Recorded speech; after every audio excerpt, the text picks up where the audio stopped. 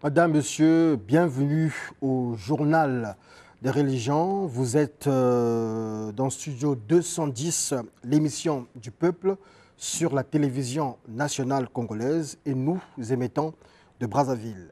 Invité du JT Religion, le pasteur de l'Église La Vie en Jésus-Christ, Ange, bienvenue à l'ONA.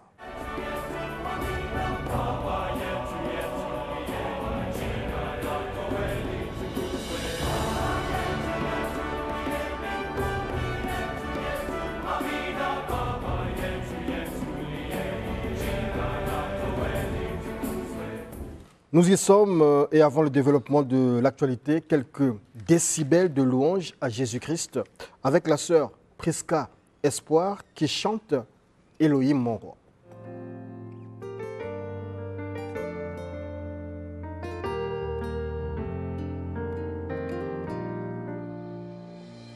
Jésus, oh, tu es amour, l'espoir de l'humanité, roi de mon cœur. J'ai été touché par ta majesté qui m'a transformé pour toujours. Tu as illuminé ma vie de milliers d'étoiles, ton amour est infini. Magnifique as-tu es Jésus, Seigneur de mon cœur. Quoi que je fasse, je sens ta présence. Tu es ma priorité. Tu as conquis mon cœur avec amour, as tout donné pour nous sauver. Sauveur de l'humanité, tu es le chemin de la vérité. Quand tu frappes à ma porte, Jésus mon sauveur. Quand tu frappes à ma porte, la porte de mon cœur. Je te dis oui, je t'ouvre mon cœur. Pose ta main dans ma vie.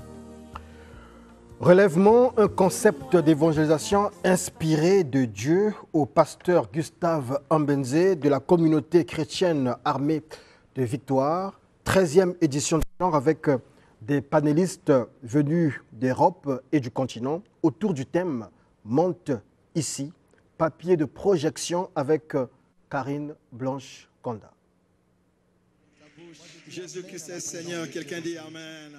Organisé par la communauté chrétienne armée de Victoire de Brazzaville que dirige le pasteur Gustave Ambenze et le corps du Christ, cette 13e édition du relèvement 2023 a pour but de partager la profondeur de la parole de Dieu. Un événement qui se déroulera en 2 phases durant 4 jours, soit du 8 au 11 février, avec notamment la conférence des leaders qui réunira en matinée un panel de serviteurs de Dieu autour du thème « Montez ici » tiré de l'Apocalypse 4, 1. Et les après-midi se dérouleront la campagne d'évangélisation qui regroupera les fidèles et les serviteurs de Dieu. Thème retenu, il y a encore de la place, tiré de Luc 14, 22. Les participants à cet événement auront droit à plusieurs enseignements. Cette 13e édition du relèvement 2023 baissera ses rideaux le 12 février prochain. La dîme aujourd'hui, véritable dilemme au sein du corps de Christ aujourd'hui, oui, mais à la fois pierre d'achoppement pour les fidèles chrétiens embarrassés et presque harcelés souvent. Mais tout de même, on va dire tout de même, les pasteurs paient-ils la dîme? Les pasteurs paient-ils la dîme? À qui? Comment? On en saura davantage dans ce reportage signé Déborah Kosema. La dîme est un prélèvement selon un pourcentage déterminé qui se paye à l'Église. Ceci est un devoir pour tout chrétien de rendre ses revenus à Dieu. Dans le but de savoir si un serviteur de Dieu devrait-il donner sa dîme, Et auprès de qui devrait-il la déposer? À cette question, les réponses sont multiples. La dîme, c'est la taxe de Dieu. Et si nous ne la donnons pas, Dieu a prévu dans sa parole des sanctions. Les pasteurs payent bien la dîme. Tu avais un pasteur, un père spirituel, celui qui t'a formé, celui qui t'a introduit dans le ministère. Et vous devez aller payer votre dîme auprès de lui. D'après la loi de Dieu, les Israélites devaient donner un dixième de leur bétail et du produit de la terre, ainsi qu'un dixième des revenus en signe de reconnaissance envers Dieu qui les avait bénis. Moi, en tant que serviteur, je donne ce qu'on appelle la dîme de la dîme. Tel qu'à l'église évangélique du Congo, moi j'ai un salaire. J'ai un salaire. C'est à base de ce salaire, moi je prélève aussi ma dîme comme tout chrétien. La dîme est donnée à Dieu parce qu'il est l'auteur de la vie. Et Dieu est aussi celui qui permet le mouvement et l'être. Et en tant que pasteur, et les fidèles y compris, nous donnons notre dîme pour l'œuvre de Dieu, c'est-à-dire pour Dieu. Mais dans l'utilisation de la dîme, Dieu ne descend pas pour venir utiliser la dîme. Mais l'argent que nous donnons, notre dîme que nous donnons, participe à l'édification du royaume de Dieu par le truchement de l'Église. Il s'y est noté que, en donnant la dîme, on reçoit en retour une grande bénédiction sur tout ce qu'on entreprend. L'invité du journal des religions, Ange Bienvenu Aluna, pasteur de l'église de la vie en Jésus-Christ, qui ce matin revient édifier le peuple du studio 210 sur l'espérance du chrétien. Et dernièrement, en vous basant sur Éphésiens 4.4, pasteur, et sur plusieurs chapitres du livre de titres, nous retenions donc que le chrétien doit être avant tout un homme d'espérance en Dieu toute sa vie sur terre. Ceci étant, homme de Dieu, je reviens sur la question posée dernièrement. Lorsqu'on dit espérance, est-ce qu'on devrait penser à la foi? Est-ce que c'est la même chose, l'espérance et la foi? Non, non. Merci beaucoup, monsieur le journaliste. Lorsqu'on parle de l'espérance, on ne doit pas obligatoirement penser à la foi, parce qu'il y a une différence entre l'espérance et la foi. Et selon la Bible, nous sommes dans 1 Corinthiens 13, et la Bible nous dit que l'espérance fait partie des trois choses ou trois vertus principalement inséparables du chrétien. Quelles sont ces trois choses? Nous avons la foi, nous avons l'espérance elle-même, nous avons la charité. Alors, donc ces trois choses, on ne peut pas les séparer du chrétien. Alors, parler de la foi, c'est croire, et parler de l'espérance, c'est espérer. Alors, croire, c'est tenir pour véritable et sincère. Donc, on croit à une vérité qui nous recevons. Bon, espérer, c'est attendre la venue de quelqu'un, comme nous sommes dans le cas de l'avènement de notre Seigneur. Je continue.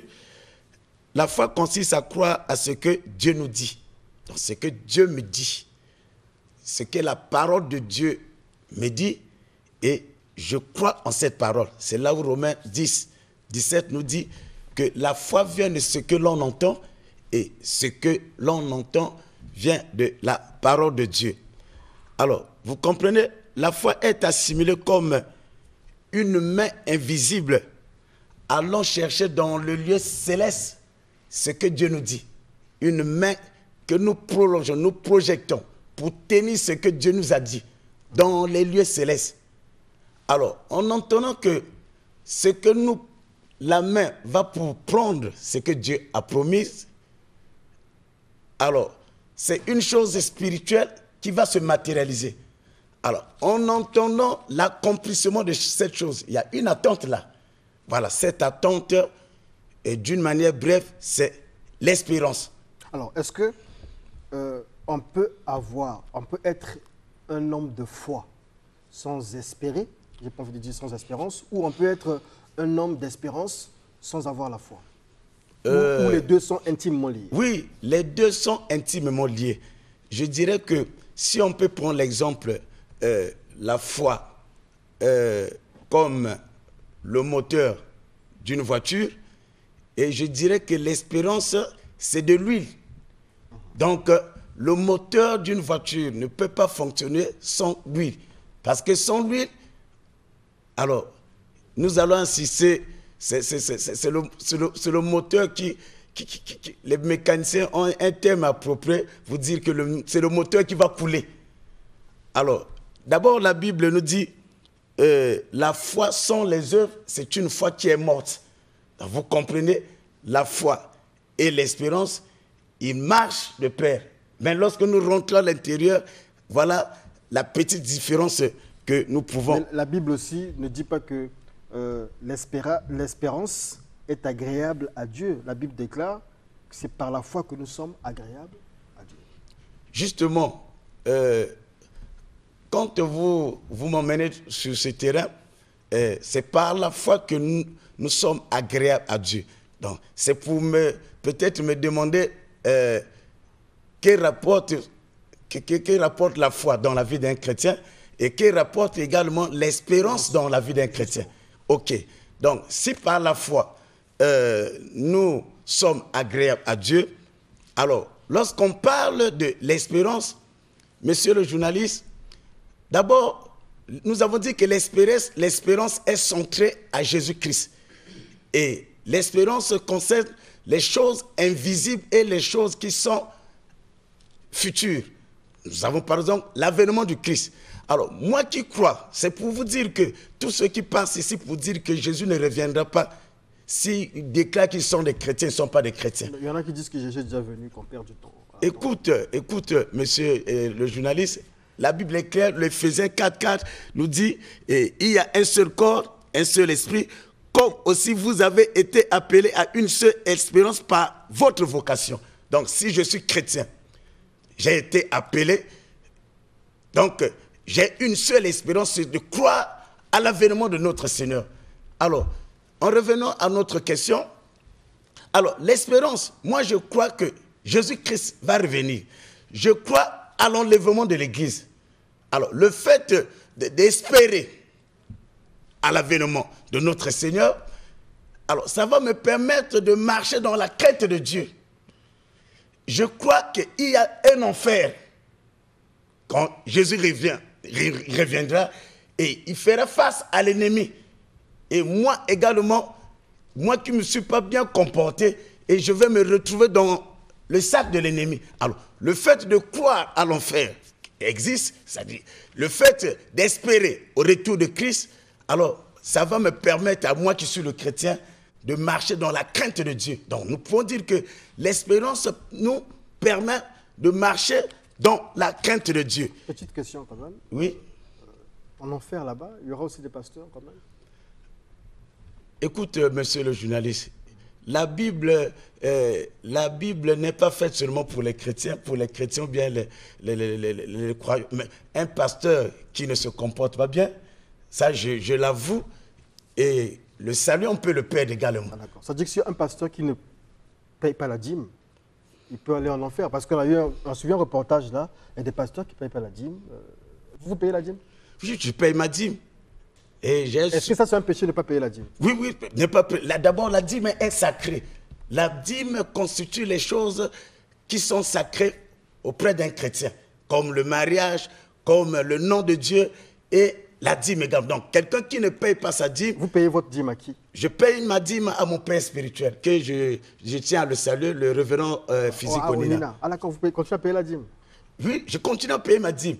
Parce que... On nous a dit que le seul père spirituel, c'est Jésus-Christ. Les autres, là, ce ne sont pas des pères spirituels. Bon, ce sont des hommes comme nous. Oui.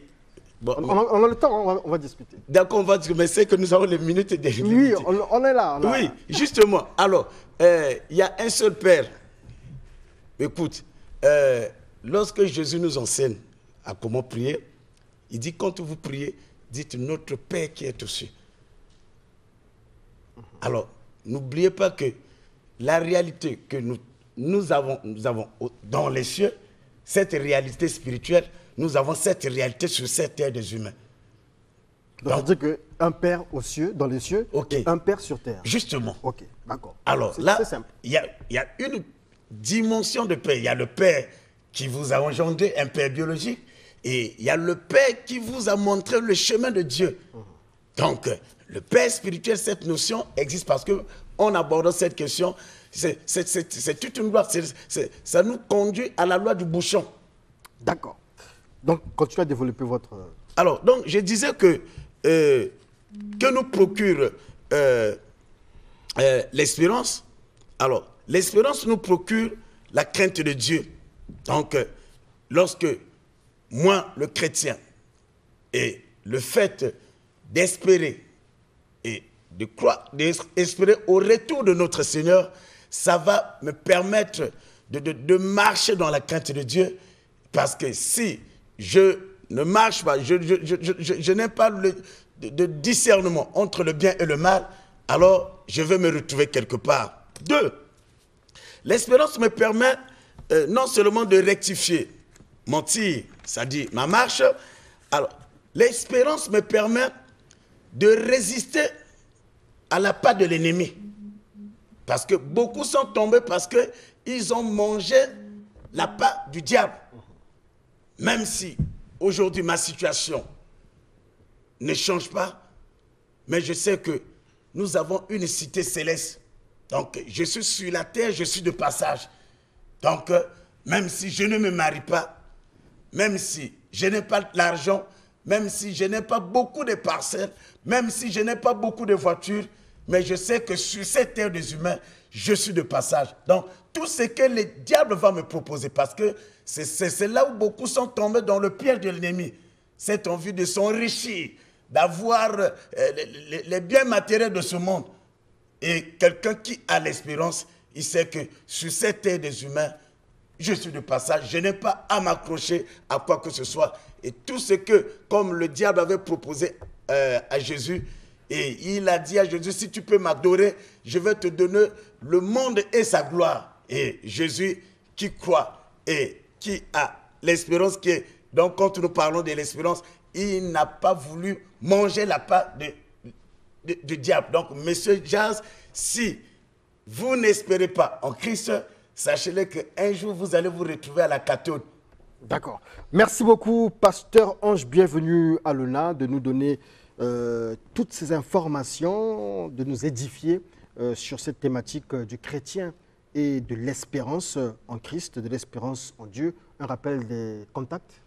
Oui, je suis au 00242 663 71 52 00242 663 71 52 et j'aimerais en profiter parce que on ne peut pas espérer en Christ sans avoir Christ en soi.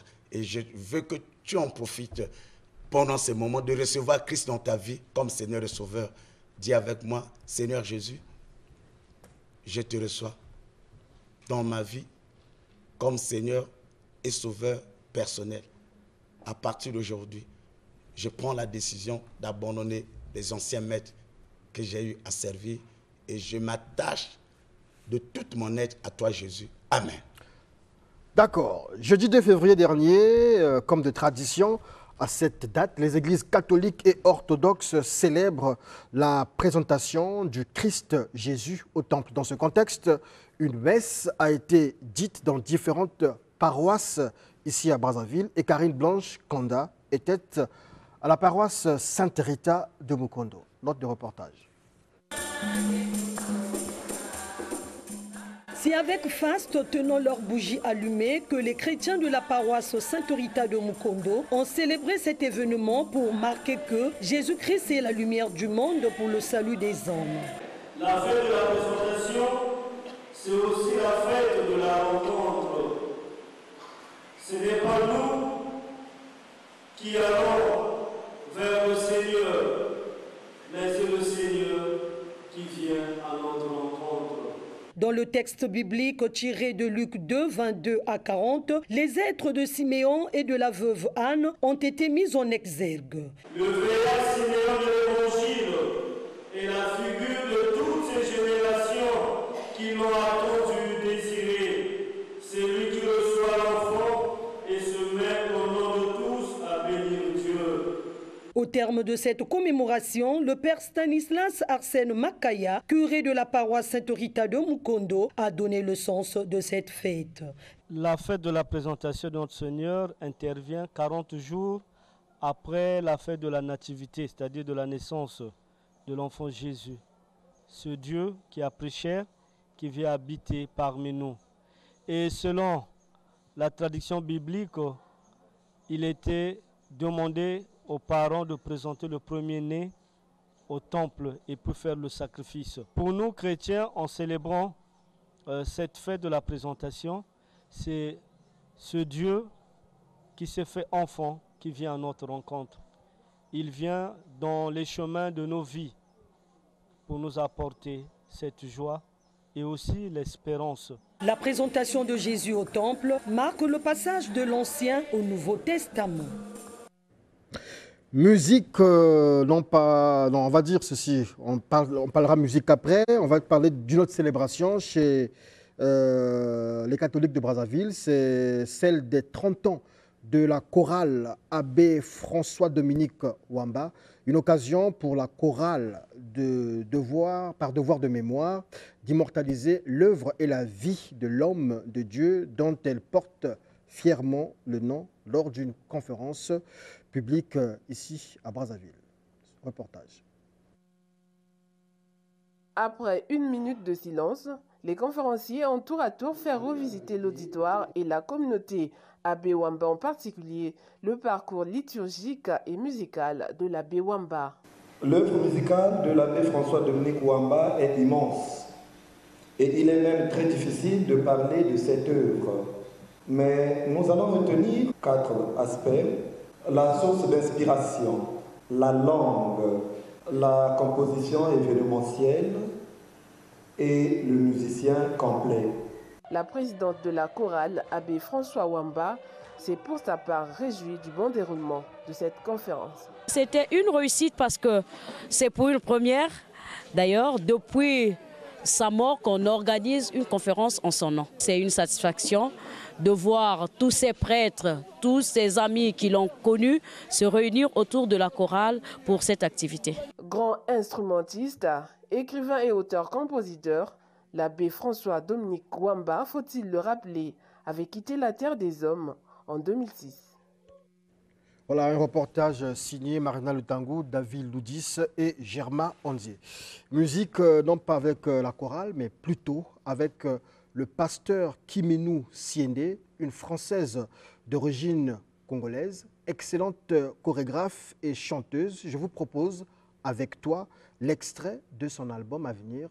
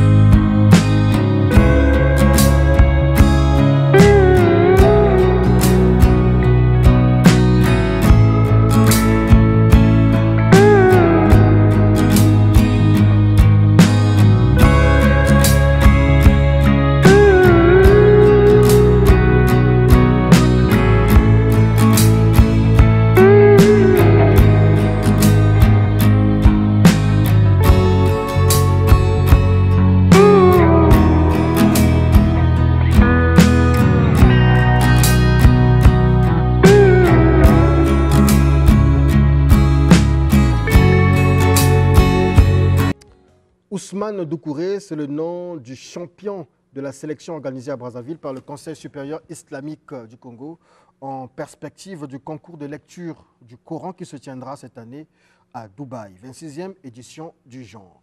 L'heureux représentant du Congo à ce concours a été le meilleur des 31 jeunes âgés de 16 à 25 ans et venu des 4 coins de la République du Congo. Récit Marina Lutango. Il s'appelle Oumar Doucouré, c'est lui qui représentera le Congo à Dubaï lors de la 26e édition du concours international de lecture du Coran qui aura lieu pendant le Ramadan 2023. Le regagnant, qui vient de Pointe-Noire, avait face à lui 30 jeunes musulmans âgés de 16 à 25 ans venus des différentes localités du pays. Au nombre des critères d'éligibilité, le respect de la ponctuation, la tonalité, la manière de psalmodier les écritures coraniques et la maîtrise par cœur des sourates.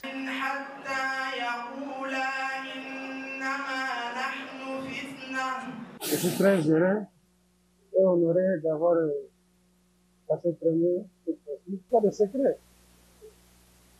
Le secret, c'est Allah. Organisé par le ministère des Affaires religieuses de Dubaï, le concours de lecture du Coran vise entre autres la promotion du Coran, de l'islam et de la langue arabe. Youssouf Ngolo, président par intérim du Conseil supérieur islamique du Congo, a saisi cette occasion pour présenter à l'assistance le Coran, livre sacré des musulmans. Le Coran est d'abord et avant tout une révélation comme les révélations antérieures. C'est un jour qui est arrivé alors qu'il était en train de contempler le ciel, alors qu'il était sur cette montagne, une nuit. C'est ainsi que l'Éternel des hommes a décidé de s'adresser à lui et à l'humanité tout entière par son canal de la révélation, en envoyant l'ange Gabriel pour qu'il vienne s'adresser à Muhammad et lui faire tomber la révélation. Signalons que le gagnant de ce concours au niveau national a reçu un diplôme et une enveloppe de 500 000. Voilà, c'est la fin de ce JT de religion, mais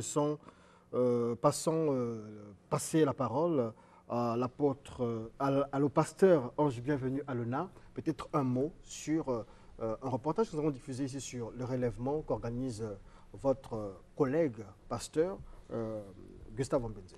Merci. Comme vous avez su le dire, lorsque Dieu envoie une vision, lorsque nous recevons la vision venant de Dieu, c'est que Dieu envoie des solutions. Et le relèvement est la bienvenue parce que l'Église est en train de passer les moments très difficiles avec une perturbation. Et je crois et je le crois fermement que cette édition va apporter quelque chose sur l'Église, au niveau des serviteurs et au peuple de Dieu. Voilà ce que Dieu le bénisse également. Pasteur Ange Bienvenu Alena, une salutation aussi au pasteur Gustave Ombenze. Merci aussi au pasteur Ange Bienvenu Alena qui, pour la campagne que nous avons lancée de 500 francs pour la chaîne web Studio 210 Média, il nous a remis son enveloppe. Aujourd'hui, on vous dit merci beaucoup. De 500 francs. Non, de beaucoup. On vous dit merci beaucoup. Et donc, c'est la fin du JT Religion. Suivez donc ces extraits qui nous résument, qui nous annoncent le relèvement de cette 13e édition.